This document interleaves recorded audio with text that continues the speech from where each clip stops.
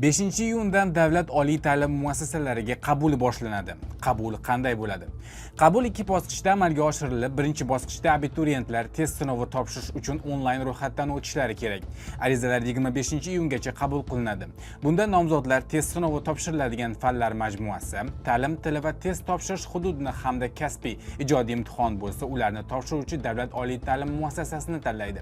Ma'lumki, imtihonlar avval test, so'ng tanlov tamoyili asosida iyul-avgust oylarda o'tkaziladi.